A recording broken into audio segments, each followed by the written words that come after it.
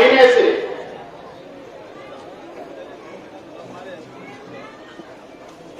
जो लोगों की कोई औकात नहीं होती है वो लोग प्रेस कॉन्फ्रेंस से अपनी बात को रखते हैं।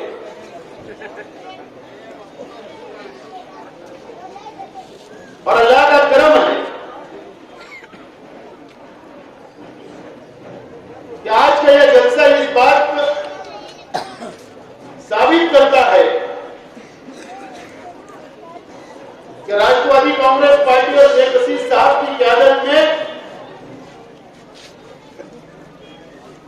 40 साल शेख हसीना साहब का हम लोगों ने सियासी जश्न मनाया, उनकी नुमाइंदगी का, उनके सफर का। और अब हम लोग 41 साल में प्रवेश कर रहे हैं, आगे बढ़ रहे हैं। और ये पहला मौका नहीं है कि शेख हसीना साहब को और हमारे परिवार को या हमारी पार्टी को खत्म करने के लिए हर वक्त अलग अलग वक्त में अलग अलग लीडरान आए, अलग अलग साजिश को रचा गया और हम लोगों को बदनाम करने की कोशिश की गई। और 40 साल से शेख हसीना साहब और पार्टी के वर्कर ऐसे लोगों से लड़ते आ रहे हैं। और हमारे लिए कोई नई बात नहीं है। संघर्ष करना, लड़ना और आगे बढ़ना और गरीबों का काम करते रहना, यह हमारा पार्टी का उसूल है और इंशाअल्लाह उसको हम आगे बढ़ाते जाएंगे।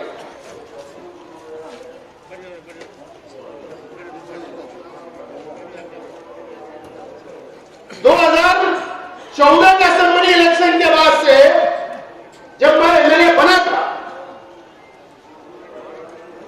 तो कई लोग मेरे सामने हारे और कई लोगों का दिमागी संतुलन खराब हो चुका था। और औरंगाबाद के पड़े गांव में कादरी डॉक्टर के पास से इलाज चल रहा था, ये बात भी हमको मालूम है। शायद गोली का टक बढ़ाने का डॉक्टर ने बोला होगा, भूल जा रहे होंगे। मेरा मशवरा है कि पागलपन के दौरा पड़ने से पहले कादरी डॉक्टर की दवा को भी वापस शुरू करो।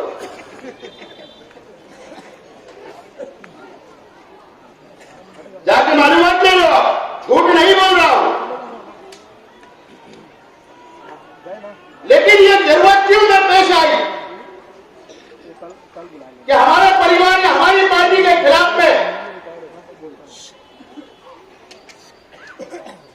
जो झूठे इल्जाम हमारे पर लगा गए, असल में ये शहर में उस दिन जान लिया। ये बात जानबूझकर मैं बोल रहा हूं कि आज मेरे चाचा खलील जाना मरूद इस दुनिया में नहीं है और ये शहर जानता है कि उनका ईमानदाराना धंधा हमेशा व्यापार का रहा। लेकिन जो मालदा सिवार की 21 एकड़ जमीन का ऑर्डर हाईकोर्ट ने उनके फेवर में कब दिया पता है? 24 जनवरी को दिया, 24 जनवरी को। उनकी जमीन उसी दिन खसक गई। वो ये नहीं बता रहे थे कि दर्द कहां हो रहा है। और उसके बाद अलग अलग पाखंड शुरू किए गए।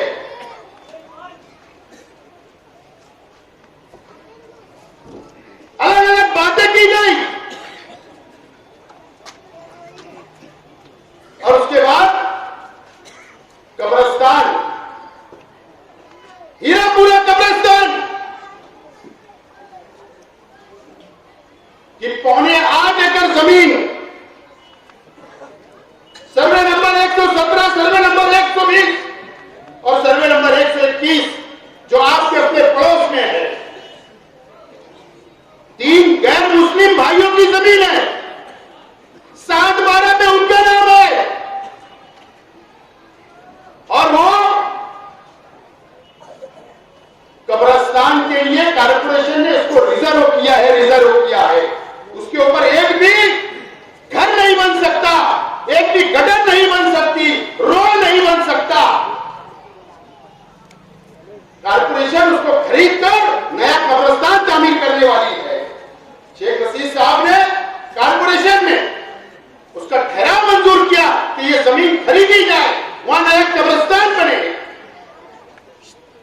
लेकिन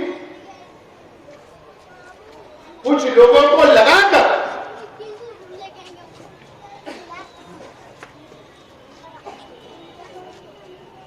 रोड बनाई जा रही है, गदर बनाई जा रही है और गरीबों को फंसाने का काम टुकड़ा बनाकर बॉन्ड के ऊपर बेचने का काम किया जा रहा है। ये बात की खबर हमको लगी, उसमें कम से कम 5-7 करोड़ रुपया यही कबर चोर लोग कमाना चाहते थे और मैंने आवाज उठाई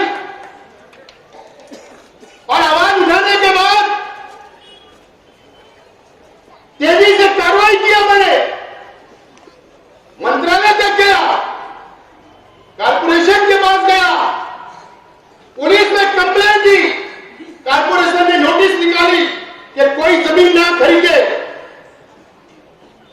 वो जो नानावटी की वीडियो जो चलाई जा रही है आज, जो जमीन मालक है उसने मुझको फोन किया कि मैंने कब्रिस्तान की जमीन नहीं बेचा हूं, मेरी और जमीन है, मैंने वो जमीन बेचा हूं, वो भी बॉन्ड के ऊपर दिया हूं, पैसा नहीं मिला, लेकिन दबाव बनाया जा रहा है क्योंकि लोगों ने पैसा रोक लिया जिन लोगों ने प्लाट खरीदा था। इसके लिए ये कहा गया कि बोले तू वीडियो दे, वीडियो बनाकर बोले वायरल कर ताकि हमारा पैसा सीधा हो जाए। मैं आज वो तमाम ही लोगों से, चाहे वो हीरापुरा के रहने वाले हो, गुरुवार वार्ड के रहने वाले हो या रविवार वार्ड के रहने वाले हो, तमाम ही लोगों से मेरी अपील है कि आप वो जमीन को ना खरीदे। अगर आपने पैसा भी दिया होगा तो वापस ले, और अगर कोई पैसा नहीं देता होगा, आपके साथ 420 उन्होंने किया है, तो हमारे दरवाजे खुले हैं, हम आपको पुलिस कंप्लेंट करवाकर आपका पैसा वापस दिलाने का काम करेंगे। और एक अलग भ्रष्टाचार, ये बात मुझे नहीं बोलनी थी, लेकिन जमीन तो कब्जा कर लिया गया, लोगों को फंसाया जा रहा था और शादी के नाम पर वो जमीन को साफ किया गया। कमिश्नर को यह कहा गया कि हमारे वहां वीआईपी मेहमान आने वाले हैं, एमपी आने वाले हैं, मंत्री आने वाले हैं, हमको बजट लगेगा रास्ता रोड बनाने के लिए। धोखा, कारपोरेशन को भी धोखा किया गया और कारपोरेशन से बजट हासिल किया गया और कारपोरेशन के पैसे से रोड और गटर बनाकर अपना धंधा व्यापार करने के लिए इस्तेमाल किया गया। जब मैंने इंजीनियर को फोन किया, इंजीनियर को बोला कि तेरे को मैं घर भेज दूंगा, तो उसने वो पीसी लेकर जो एस्टीमेट बनाया था वो कहां गायब हो गई, पता ही नहीं चल रहा।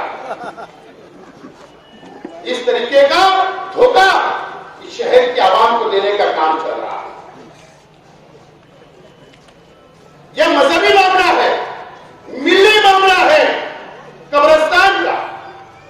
मैं खुद जमीयतुल उलमा के सदर मुफ्ती मोहम्मद इस्माइल साहब के पास गया हमारे साथियों के साथ, मैं खुद सुलेमानी जमीयत के पास गया, मैं खुद और इंडिया सुन्नी जमीयतुल उलमा के पास गया, अहले हदीस जमात के पास गया, कुल जमाती तंजीम के पास गया, तमाम ही दीनी मसलब के अलग अलग मसलब के तंजीमों के पास मिल गया। बहुत अफसोस के साथ बोलना पड़ रहा है, माफ करना कि कोई भी दीनी तंजीमों ने एक लेटर भी नहीं दिया, आवाज भी नहीं उठाई। मुफ्ती साहब, मैं आपको एमएलए की हैसियत से नहीं बोल रहा हूं, मैं आपको, आप जमीयतुल उलमा के सदर हो और तमाम ही दीनी तंजीमों को मैं कहना चाहता हूं। और मुफ्ती साहब, आप चंद वोटों के लिए क्या आपके लोगों का नुकसान होगा? अब सवाल यह पैदा होता है कि मुफ्ती साहब क्या आपको भी हिस्सा मिलने वाला था? आपकी जिम्मेदारी थी, जमीयतुल उलमा की जिम्मेदारी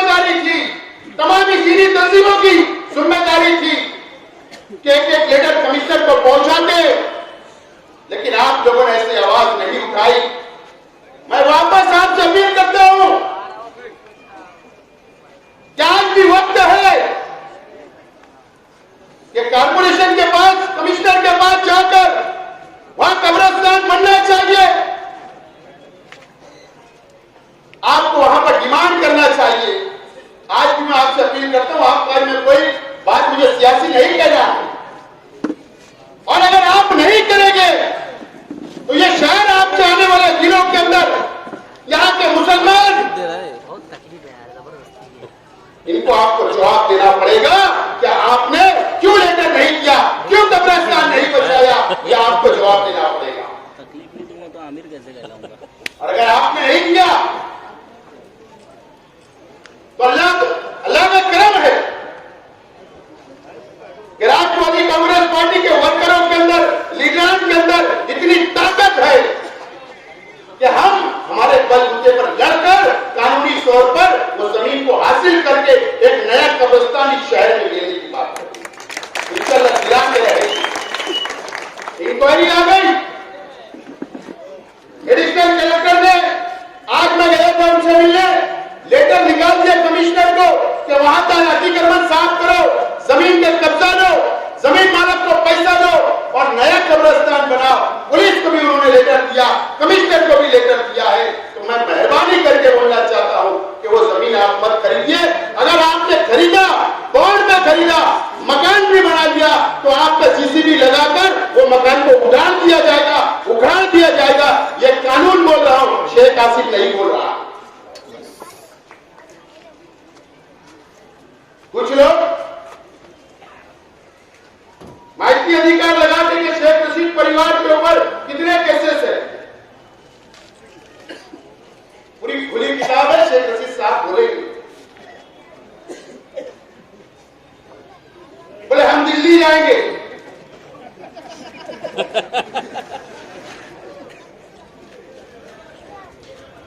हम उस रास्ते में नहीं जाना चाहते।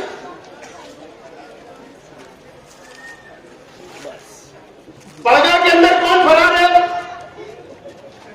थाना जिले के पड़गा, भिवंडी के पास जो पड़गा गांव है, वहां के पुलिस स्टेशन से कौन फरार है क्या हमको नहीं मालूम है? कि पालघर के पुलिस स्टेशन से कौन फरार है क्या हमको नहीं मालूम है? वहां का सागर पाटिल क्या तुमको नहीं ढूंढ रहा कि ये हमको नहीं मालूम है? पुणे डिस्ट्रिक्ट के चाकन शहर के चाकन पुलिस स्टेशन के अंदर किसकी गाड़ी जमा है और कौन फरार है क्या हमको नहीं पता है। सब मालूमात रखता हूं।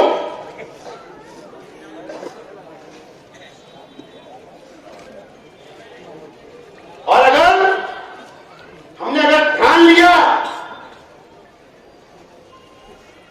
तो शहर के अंदर रहना मुश्किल हो जाएगा, इतनी पुलिस ढूंढेगी।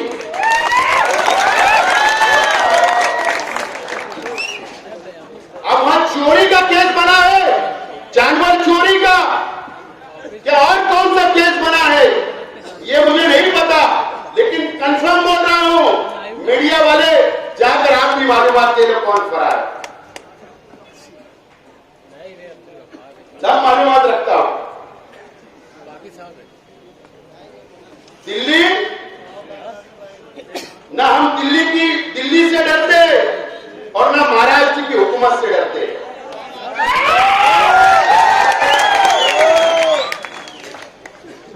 ईमानदार है इसलिए नहीं डरते।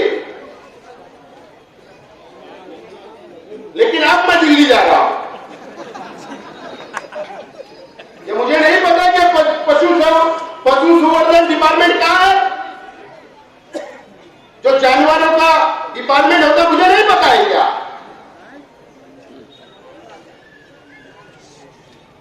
समझ जाओ, इशारे में बोल रहा हूं। अभी जब दिल्ली जाके आऊंगा जब बताऊंगा। बहुत मटेरियल है, बाकी शेख रशीद साहब बोलेंगे। लेकिन मैं शहर की पुलिस डिपार्टमेंट से बोलना चाहता हूं, अपील करना चाहता हूं कि किला हद्दी के अंदर आप सख्त ऑफिसर दो, सख्त ऑफिसर दो।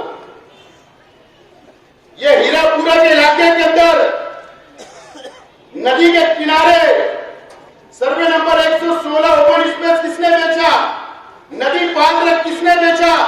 इलीगल स्लैटरिंग का जमीन के ऊपर कब्जा किसका है, वहां क्यों चलती, कौन से ओपन स्पेस बेच के खाए गए, नदी के अंदर किसका जुआर और सट्टा चलता।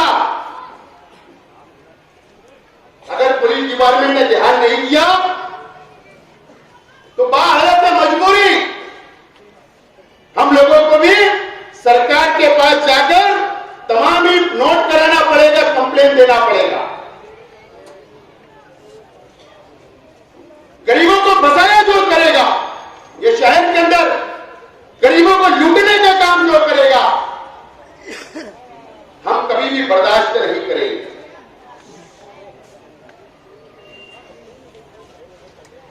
मैं ज्यादा वक्त नहीं लेते हुए, लेकिन शहर की दीनी तंजीमों से मेरी अपील है कि मैं जब आया था आपके ऑफिस में या जब मैं आपके पास आया था तो सियासी चश्मा उतार कर मैं आया था, लेकिन मुझे नहीं पता था कि आप सियासी चश्मा पहन लोगे। अगर आप बोलते उसी वक्त बोल देते मुंह पर तो मैं भी सियासी बातें करता, लेकिन दुनिया गोल है, सबको मिलना पड़ता है, एक दूसरे के काम होते हैं, यह हमारा काम नहीं है।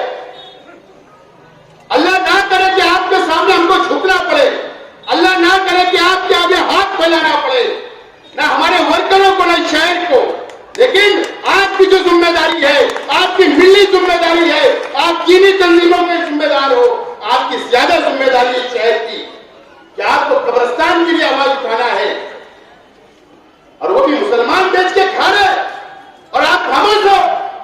मैंने कहा इससे पहले कि वसई वीरान के अंदर कब्रिस्तान बन रहा था, तामीर हो रहा था, वहां पर हिंदू फिरका परस्त तंजीमों ने जाकर तोड़ फोड़ कर दी, मोर्चा निकाला और वो कब्रिस्तान का काम रुकवा दिया, और यहां पर मुसलमान बेच के खा रहा है और आप खामोश हो। ये बहुत अफसोस की बात है शहर के लिए। मस्जिद और मीनारों का शहर, हमको गर्व है, फक्र है हमारे शहर पर, लेकिन आपकी खामोशी के ऊपर अफसोस है। ये बात आपको याद रखना चाहिए। या तो आप लोग फतवा निकाल दो कि नहीं वहां कब्रिस्तान नहीं बनेगा, नहीं वहां कब्रिस्तान की जरूरत नहीं है, नहीं कब्रिस्तान ये उस जमीन के ऊपर नहीं बन सकता, हम लोग खामोश हो जाएंगे। या आप ये ऐलान कर दो कि भाई ये तहरीक राष्ट्रवादी ने नहीं चलाना, शेख परिवार ने नहीं चलाना, हम उसके लिए भी तैयार हैं कि अब ये तहरीक आप चलाओ, लेकिन कब्रिस्तान बनना चाहिए, और इसके लिए हम लोगों को जो करना पड़ेगा हम लोग करेंगे। मैं कारपोरेशन के कमिश्नर साहब से कहना चाहूंगा, कारपोरेशन के कमिश्नर साहब से कि आप गेंद आपके पाले में आ चुकी है, गवर्नमेंट ने, कलेक्टर साहब ने, पुलिस डिपार्टमेंट ने गेंद आपके पाले में डाल दी। अब आपको जमीन मालक को बुलाना है जिनके नाम पर 7/12 है, खरीदी करना है, सौदा करना है, उनको पैसा देना है और वहां का अतिक्रमण निकालना है। और अगर कमिश्नर साहब ने अगर ऐसा नहीं किया, कारपोरेशन ने ऐसा नहीं की, तो फिर दीनी काम है, सवाब मिलेगा, और रमजान लग रहा है, 1 का 70 है, तो 1-2 रोजा हम कारपोरेशन में भी खोल सकते, नमाज भी वहीं पढ़ सकते, अफ्तार भी वहीं करेंगे, लेकिन इतनी आसानी से आपको भी हम छोड़ेंगे नहीं। ये बात आपको और कमिश्नर को नोट कर लेना चाहिए। ज्यादा वक्त नहीं लेते हुए बाकी शेख रशीद साहब बात करेंगे।